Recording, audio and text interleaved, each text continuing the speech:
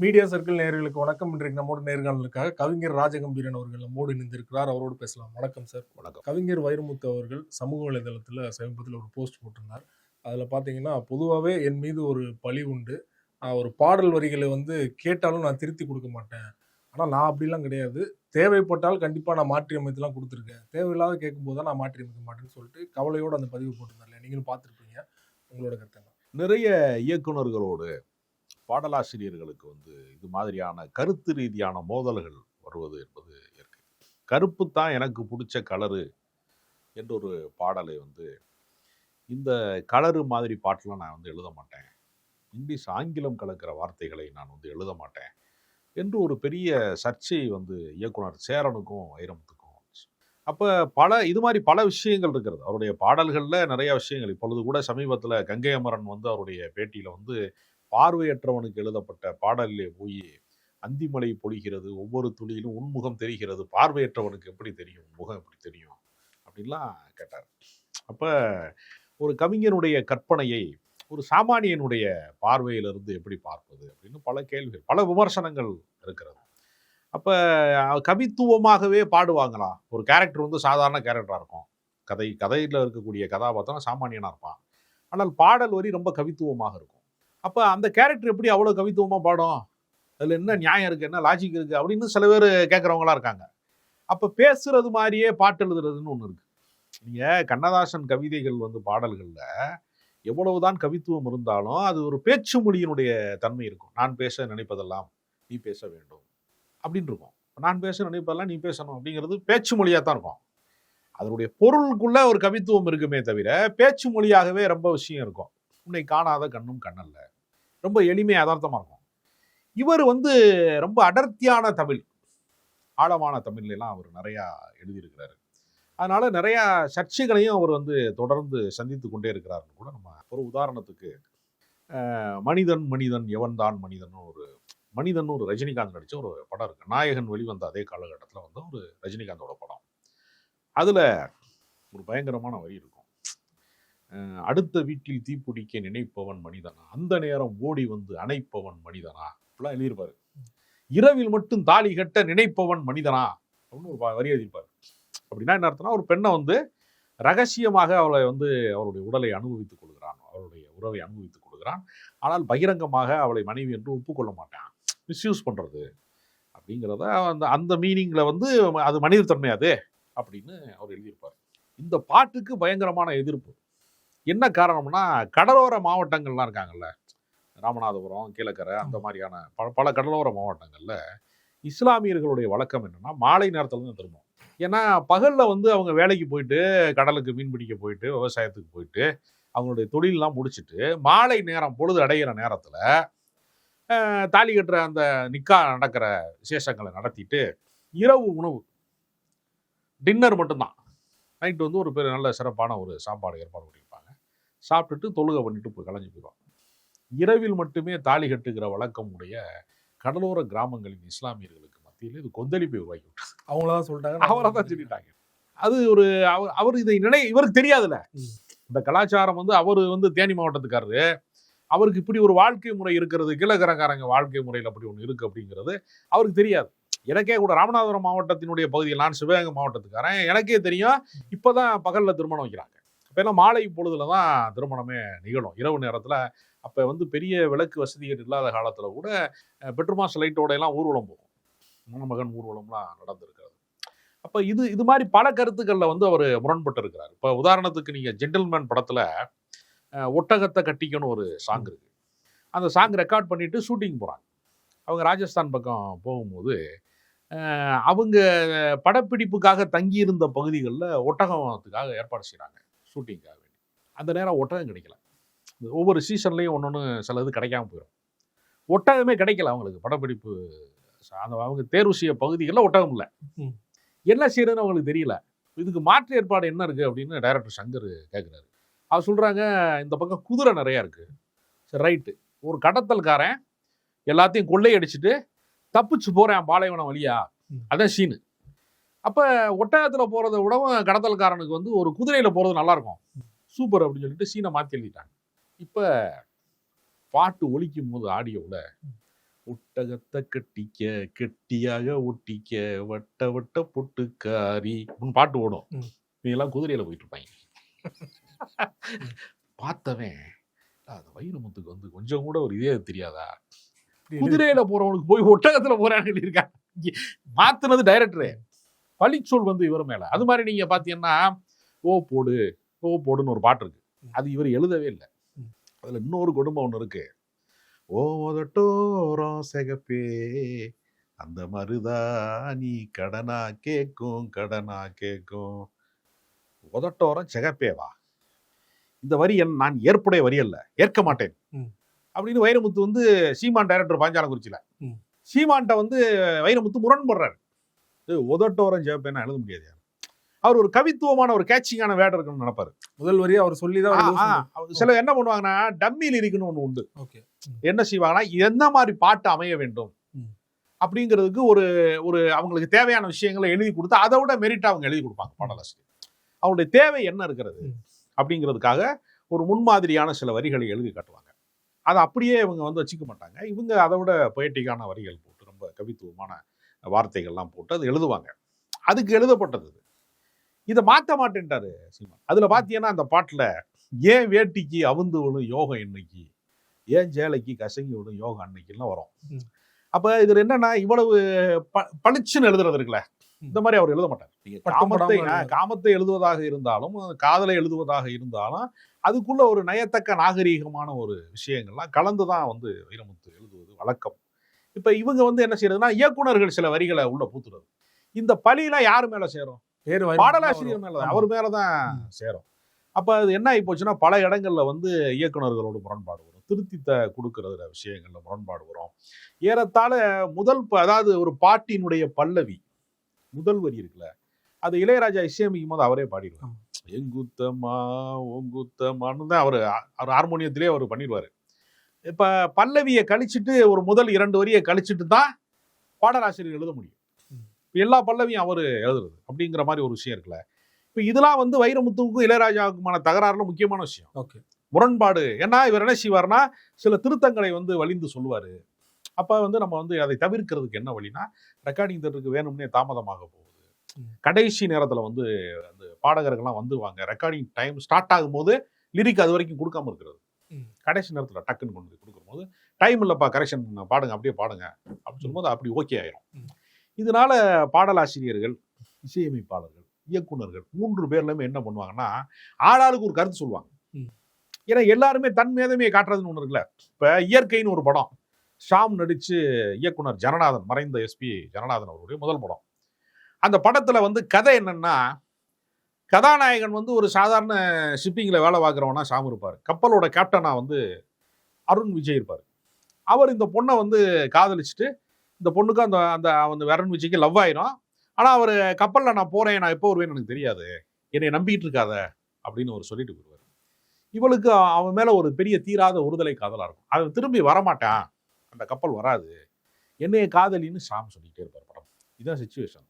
இவர் பாட்டு எழுதி கொடுக்கும்போது காதல் வந்தால் சொல்லி அனுப்பு, உயிரோடு இருந்தால் வருகிறேன்னு எழுதி கொடுக்குறாரு. நீ என்னை காதலிச்சே தீரணும்னு கதாநாயகன் அடம் பிடிக்கிறான். காதல் வந்தா சொல்லி அனுப்புங்கிற அளவுக்கு ஜனநாயகமா அவன் இல்லை, என்னையதான் நீ காதலிக்கணுங்கிற அவன். உயிரோடு இருந்தால் வருகிறேன் அப்படிங்கிறது யாருடைய பிரச்சனைனா அவன் தான், அவன் உயிரோடு வந்து வர்றானா இல்லையாங்கிறது அவன் பிரச்சனை. யாரு? அந்த கேப்டனா இருக்க. இவனோட பிரச்சனை கிடையாது. இந்த பாட்டை வந்து ஜனநாதன் பார்த்துட்டு பதறிட்டாரு. ஜனநாதன் சொல்றாரு, என்னங்க நான் வந்து இவன் காதலிக்கிறது வலியுறுத்துறது மாதிரி பாட்டு கேட்டேன், இது வந்து காதல் வந்தா சொல்லி அனுப்பு, உயிரோட தான் வருகிறேங்கிற, ஏன் கதைக்கு சம்பந்தம் இல்லாம பாடிட்டு இருக்காங்க. அருண் விஜய் பாடினா கரெக்டா இருக்கும் அப்படிங்கிற மாதிரி இருக்குங்க.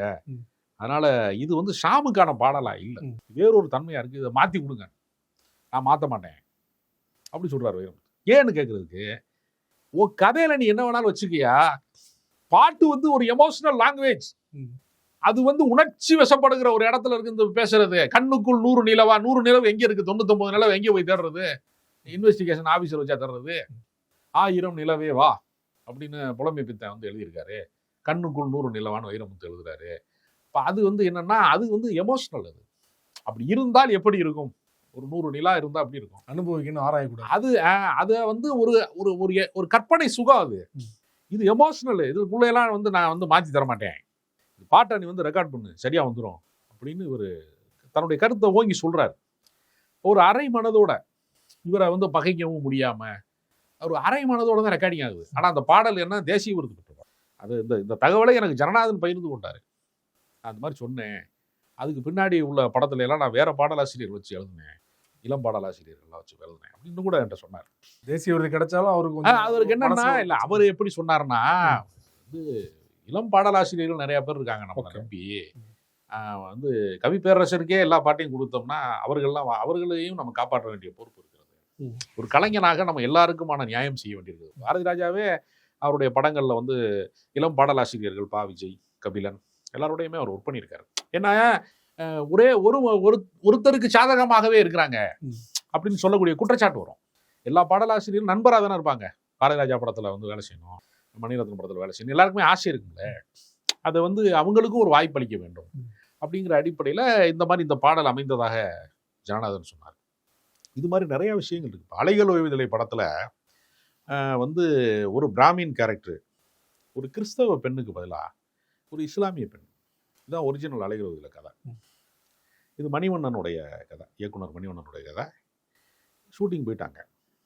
பாரதி ராஜா என்ன பண்றாருன்னா, ஒரு இஸ்லாமிய பொண்ணை வந்து ஒரு ஒரு ஒரு பிராமின் பையன் வந்து லவ் பண்ணிட்டான் அப்படின்னு சொல்லும்போது, அதுக்கு முன்னாடிலாம் அப்படி படங்கள் வந்ததில்ல. இஸ்லாமிய சமூகத்தில் கோச்சுக்குருவாங்க, நம்ம மேலே கடுமையான விமர்சனம் வைப்பாங்க, நம்ம கூட இருக்கிறவங்க பூராமே சண்டைக்கு வருவாங்க, அதனால அது வேணாம், கிறிஸ்டினா மாற்றிடலாம் அப்படின்னு கதையில் திருத்தங்கள் செய்கிற போது மாற்றிட்டாங்க. முஸ்லீம்களோட முரண்பாடு வைத்துக் கொள்ள வேண்டாம், நம்மள மாதிரியே தான் அவங்களும் சண்டைக்கு வருவாங்க அப்படின்னு அவர் மாற்றிட்டார். இப்போ இவர் இந்த மாற்றத்துக்கு முன்பு ஒரு பாடல் எழுதிட்டாங்க. 1000 தாமரை முட்டுக்களே, ஆனந்த கும்மிகள் கொட்டுங்களே, இங்கு 2 காதல் மல்லிகை, தொட்டுக்கொள்ளும் காமன் பண்டிகை, கோவிலில் காதல் தொழுகை. தொழுகைங்கிற வார்த்தை வந்து, தொழுகைங்கிற வார்த்தை ஏன் வருது? அது இஸ்லாமியருடைய வாழ்வியல் சார்ந்த வார்த்தை, அவருடைய வழிபாடு சார்ந்த வார்த்தை. கோவிலில் காதல் தொழுகைன்னு எழுதிட்டார். இது மாற்றல, காதல் ஜெபம்னு மாத்தல. இது மாதிரி நிறைய மாற்றங்களுக்கு உள்ளாகாத விஷயங்கள், அவர் விரும்பாத விஷயங்களை அவர் மேல திணித்த விஷயங்கள் அப்படிலாம் நிறைய இருக்கிறது. அதனால ஒரு பாடலாசிரியர் இப்ப தென்மேற்கு பருவ காற்றுல கள்ளிக்காட்டில் பிறந்த தாயே என்னை கல் உடைச்சு வளர்த்த நீன்னு எழுதியிருக்கிறார். கல் உடைச்செல்லாம் வளர்க்கல கதைப்படி. கள்ளிக்காட்டுல பிறந்த தாய் விவசாயம் பண்ணி அந்த வாழ்க்கையில கூலி வேலை பார்த்து மாடுகள்லாம் வந்து ஏர் ஓட்டி அப்படித்தான் வளர்த்தாங்கிறத கதை. அவர் ஒரு எதுக மூனையில ஒரு ரைமிங்ல எழுதுறாரு, என்ன கல் உடைச்சு வளர்த்த நீயே அப்படின்னு எழுதுறாரு. இது வந்து என்னன்னா, அவருடைய சொந்த கற்பனையில அந்த கதாபாத்திரத்துக்கு மெருகூட்டுவதற்காக எழுதப்படுவது. அதுவும் தேசிய விருது பெற்ற பாடல். அப்ப நிறைய பாடல்கள் வந்து என்னன்னா, கதையை தாண்டி கதையை வந்து அடுத்த கட்டத்துக்கு நகர்த்துகிற பாடலும் அப்படி உருவாக்கப்படுவது உண்டு. சில நேரம் கதையை தாண்டியும் போயிடும், 1-2 கதைக்குள்ளேயே இருக்குமான்னு சொல்ல முடியாது. அப்படி பல பாடல்கள் எழுதப்படுகிறது. அதனால இவர் வந்து என்னன்னா, இளையராஜாட்ட போய் நம்ம வந்து டியூன் சரியில்லை அப்படின்னு திருப்பி கொடுக்க முடியாது. அவர் ஒரு 5 பாட்டு கொடுக்குறாருன்னு வச்சுங்க, போய் அடக்க ஒடுக்கமா ஐயா சாமின்னு கும்பிட்டு வாங்கிட்டு வர்றதான் வழக்கம். அதை எதிர்பார்ப்பார் அவர். அவர்கிட்ட போய் உனக்கு இசையை பற்றி என்ன தெரியும், நீ ஒரு முட்டாள்னு சொல்லிட்டாருன்னா என்ன பண்ணுறது? அந்த பயத்தில் போக மாட்டாங்க. அது ஒரு பிரச்சனை. நம்ம என்னதான் பணம் கொடுக்குற ப்ரொடியூசராக இருந்தாலும் டைரக்டராக இருந்தாலும் பல பேருக்கு என்னென்னா, பெரிய ஜாம்பவானாக இருக்கிறவங்க, சாதனை செய்தவர்கள், கலைத்துறை வித்தகர்களாக இருக்கிறவங்ககிட்ட போய் புதிய இயக்குனர் போய் உங்கள் டியூனு நல்லா இல்லை, வேற எதுவும் மாற்றுங்க, உங்களுக்கு வந்து ட்ரெண்டிங்காக வந்து பாட்டு பாடுறதுக்கு வந்து இசையமைக்க தெரிலன்னு சொல்ல முடியாதுல்ல. வேற ஒன்று வேணும் எனக்குன்னு சொல்கிறதுல சில சிரமங்கள் இருக்குது. சில இயக்குநர்கள் வாங்கியிருக்காங்க, அதுக்காக யாருமே வாங்கலைன்னு அர்த்தத்தில் நான் சொல்லலை. பல பேர் வாங்கியிருக்காங்க, பல பேருக்கு அது ஒரு மனத்தடை இருக்கும். அதே மாதிரி தான் கவி பேரரசு வைரமுத்துட்ட பாட்டு வாங்க போகிறவங்களுக்கும் புதிய இயக்குநர்களுக்கு தாங்கள் நினைத்ததை எல்லாம் சொல்லி அவர் இடத்துல மாற்றுவது அப்படின்னு இருக்குல்ல, அது ஒரு மனத்தடை இருக்கும். அதனால அவங்க என்ன செய்வாங்கன்னா, நம்ம ஏஜ் குரூப்பில் இருக்கிறவங்க, ஃப்ரெண்ட்லியாக இருக்கிறவங்க, இப்போ முத்துக்குமார் மாதிரியே இருக்கிறவங்கலாம் ஒரு நட்பு ரீதியாக பழகக்கூடிய ஒரு வாய்ப்பு கொண்டவங்களாக இருப்பாங்கள்ல, அந்த மாதிரி பாடலாசிரியர்களை வைத்து எழுதிட்டா நம்ம நினைச்சதை கொண்டு வந்துடலாம். அதனால இவங்ககிட்ட போய் திருத்தம் வாங்க முடியாது, திருத்தம் சொல்ல போய் வருத்தத்தை வாங்கி வர முடியாதுங்கிற மாதிரி சங்கடம் வந்துடும். அப்படிங்கிறதுக்காக தவிர்ப்பது அப்படின்னு ஒரு இடம் இருக்கு. குறிப்பாக வைரமுத்து அவர்கள் மீது வைக்கப்படுற விமர்சனம் என்னன்னா, ஒரு படத்துல வந்து பாடல் எழுதுனா முழு பாடலையும் நான் தான் எழுதுவேன், 5 பாடல் எழுதுனா 5 நான் தான் எழுதணும், என்னுடைய பேர் மட்டும் தான் வரணும், வருடங்களா பார்த்தீங்கன்னா நிறைய பாடலாசிரியர்கள் கலந்து படத்தில் எழுதுற மாதிரிலாம் சுச்சுவேஷன் வருது இல்லையா? ஸோ அதை வந்து அடியோடு தவிர்க்கிறார் வைரமுத்து அப்படின்னு விமர்சனம் இருக்குல்ல. என்ன காரணம் நினைக்கிறீங்க? இல்லை, அதற்கு அவரே காரணம் பலமுறை சொல்லிட்டார். என்ன காரணம்னா, இப்போ நீங்கள் ஒரு படத்துக்கு ஒருத்தர் தானே இயக்குனராக இருக்காரு, இசையமைப்பாளர் ஒருத்தர் தானே இருக்காரு. ஒரு 4-5 இசையமைப்பாளர் போடலாம்ல, ஒவ்வொரு பாட்டுக்கு ஒரு இசையமைப்பாளர் போடலாம்ல. 2-3 பேர் சேர்ந்து இல்லை, இயக்குறாங்க. 2 பேர் இல்லை நடந்திருக்கு. ராபர்ட் ராஜசேகரன், இரட்டை இயக்குனர்கள், சங்கர் கணேஷ் இசையமைச்சிருக்காங்க 2 பேர். அதெல்லாம் அவங்க உண்டு. விஸ்வநாதன் ராமமூர்த்தி கடந்த காலங்களில் உண்டு. நான் இல்லைன்னு நம்ம சொல்லலை. அவர் என்ன சொல்றாருன்னா, தனித்துவம் யார் இசையமைச்ச சங்கர் கணேஷ் பாட்டில் வந்து சங்கர் போட்ட டியூனா கணேஷ் போட்ட டியூனான்னு யாருக்கு தெரியும்? தெரியாதுல்ல, ஆடியன்ஸுக்கு தெரியாதுல்ல, ரசிகனுக்கு தெரியாதுல்ல. அவர் என்ன சொல்றாருன்னா, ஒரு கோர்வையாக ஒரு 4-5 பேரை போடும்போது தனித்துவம்னு ஒன்று இருக்கு இல்லையா? ஒரு சிங்கிள் கார்டு போடும்போது பாடல்கள் கபிலன், பாடல்கள் பழனி பாரதி, பாடல்கள் யுகபாரதி அப்படின்னு வரும்போது ஒரு தனித்துவமாக அவங்க அந்த படம் முழுக்க அவர் தான் எழுதினார். அப்படிங்கிறப்ப அந்த தனித்துவத்தை நிரூபிப்பதற்கு ஒரு வாய்ப்பு இருக்கிறது. அதை வந்து நீங்கள் செய்யுங்க. இப்போ புதுசாக ஒருத்தன் அப்ரண்டிஸாக ஒருத்தன் பாடம் எழுத வருவேன், அவன் பேரை கொண்டு வந்து இவர் பேரோட சேர்த்து போட்டுருவாங்க. அதனால் அவருக்கு என்ன நினைக்கிறாருன்னா, நம்முடைய தனித்தன்மை பாதுகாக்கப்படணும். அவர் என்ன சொல்றாருன்னா, என்னையை மட்டும் கிடையாது, வேறு பாடலாசிரியருக்குமே அப்படி வாய்ப்பு கொடுங்க, கலவையாக கொடுக்காதீங்க அப்படின்னு ஒரு கோரிக்கை வைக்கிறார். ஆனால் அவர் எல்லா முறையும் அப்படி செய்கிறது இல்லை. அவர் அப்படி சொல்லிக்கிட்டே இருந்தாலும் அவர்கிட்ட 2 பாட்டை வாங்கிட்டு நான் அந்த வந்துடுறேன்னு சொல்லிட்டு வேற ஆளுகிட்ட போய் 2 பாட்டை வாங்கிட்டு வருவாங்க. ஒரு பாடல் எழுதுனதுல அவங்களுக்கு ஒருத்தருக்கு திருப்தி வராமல் போச்சுன்னா வேறொரு பாடலாசிரியர்கிட்ட அது போயிடும், அந்த டியூன் போயிடும். அப்படி மாறி மாறி டியூன்கள் வந்து வளம் வந்தது அப்படிங்கிறதுலாம் உண்டு. ஆனால் அவர் அதை இப்படி விரும்புகிறார். தனித்தன்மைக்காக தான் மட்டும்தான் இருக்கணும்னு நினைக்கிறாரு. மற்ற பாடலாசிரியர்களும் அதில் வந்து இடம்பெறுவது அப்படிங்கிறது அவர் விரும்பலை. குறிப்பாக கங்கை அமரன் அவர்கள் சமீபத்தில் கொடுத்த பேட்டியில் பார்த்தீங்கன்னா சின்மைக்கு ஆதரவு ஒரு கருத்து சொல்லியிருப்பாரு. அது அவருடைய தனிப்பட்ட கருத்து. ஆனால் ஒரு பாடலில் வந்து அவர் வந்து ஒரு குற்றம் கண்டிக்கிற மாதிரி நம்ம முன்னாடியே பேசின மாதிரி அந்திமலை பொழிகிறது அப்படிங்கிற பாடலை வந்து விமர்சனமாக பேசியிருப்பார் இல்லையா? பொதுவாக கங்கை அமரன் எழுதின பாடல்கள் எல்லாமே நல்லாயிருக்கும். இந்த பாட்டெலாம் இவர் தான் எழுதினாரா அப்படின்னு பலருக்கு தெரியாமல் இருக்கும். ஒரு அண்டர் ரேட்டர் அப்படிலாம் வந்து நிறைய பேர் சொல்லிட்டு இருக்காங்க இல்லையா? அவருக்கே ஒரு வருத்தம் இருக்குதா, வைரமுத்து அளவுக்கு நம்மளால இதாக முடியல அப்படிங்கிற ஒரு வருத்தத்தில் தான். இல்லை, அதாவது எப்படின்னா, ஒரே ஒரு கிணறு தோண்டினோம்னா அதில் தண்ணி வந்துடும். 4-5 கிணறு தோண்டணும்னு வச்சுங்க, மண்ணு தான் வரும், தண்ணி வராது. பாதி கிணறு தோண்டி வச்சுருப்பாங்க. கங்கை அமரன் வந்து இசையமைப்பாளரா, பாடலாசிரியரா, சினிமா இயக்குனரா, அவர் யார், சாமியாரா, எந்த கதையில் அவர் சேருவார்னு உங்களுக்கு சொல்ல முடியாது. அவர் இளையராஜா கூட இருக்கும்போது கொஞ்ச நாள் பாடலாசிரியர், தனியாக மியூசிக் பண்ணும்போது மியூசிக் டைரக்டர், அப்புறம் கரகாட்டக்காரன் மாதிரி படம் எடுத்திருக்காரு, அப்போ டைரக்டரு. இப்படி பல முகங்கள் அவருக்கு இருக்குது. இப்போ என்ன செய்வாங்கன்னா, அவங்களுக்கு இளையராஜானா இசை மட்டும் தான் நினைவு வரும், வைரமுத்துனா பாட்டு மட்டும் தான் நினைவு வரும். நீங்கள் டி ராஜேந்திரனா என்ன நினைவு வரும்? கதை, திரைக்கதை, வசனம், பாடல்கள், ஒளிப்பதிவு, டைரக்ஷன், எடிட்டிங்கு, படமும் அவர் தான் பார்க்கணும் கடைசியாக. அப்படி வந்துரும்ல. இந்த பன்முக ஆற்றல் அப்படின்னு ஒரு விஷயம் இருக்கு இல்லையா, அதில் சில நேரம் தனித்தன்மைகள் காலியாயிரும். அதனால வந்து அவருக்கு அந்த தனித்தன்மை என்பது வந்து எதுல அவர் சிறந்தவர்? ஒருவேளை ஒரு பாடலாசிரியர் பஞ்சர்நாச்சலம் நிறைய பாடல்கள் எழுதியிருக்கிறார். ஆனால் யாருக்குமே பஞ்சர்நாச்சலம் சொன்னா ஒரு ப்ரொடியூசர் ஞாபகம் தான் வருது. கதாசிரியர், பாடலாசிரியர் ஞாபகம் வந்து பல பேருக்கு வர்றதில்ல. கதாசிரியர் ஞாபகம் வராது. ஏன், ஒரு துறை வித்தகரா இருக்கிறதுக்கும் பல துறைகளில் ஈடுபடக்கூடாதுன்னு இல்லை, ஈடுபட்டாலும் கூட அவங்களுடைய அந்த தன்மை வந்து தனித்தன்மை அடிபட்டு போயிடும். அதனால அவருக்கு ஒப்பிட வேண்டிய அவசியம் கிடையாது. இவர் வந்து இலக்கியத்தில் வந்து ரொம்ப மேம்பட்டவர். இவர் சாகித்ய அகாடமி விருது வாங்கியிருக்காரு. அவர் பல துறைகள், அவர் வள்ளுவருக்கு வந்து இப்பொழுது உரை எழுதி கொண்டு அதனுடைய புத்தகத்தை வெளியிடுகிற இடத்துல இருக்காரு. அதனால இவரோட தனித்தன்மை என்பது வேறு யாரோடையும் ஒப்பிடக்கூடாது. ஒரு ரோஜா பூவை இன்னொரு ரோஜா பூவோடு ஒப்பிடாது, ஒவ்வொரு பூவுக்கும் தனித்தன்மை இருக்கிறது என்று வைரமுத்து எழுதியிருக்காரு. வைரமுத்து அவர்கள் தொடர்பாக பல்வேறு விஷயங்களை என்னோட பகிர்ந்து கொண்டீங்க. மிக்க நன்றி.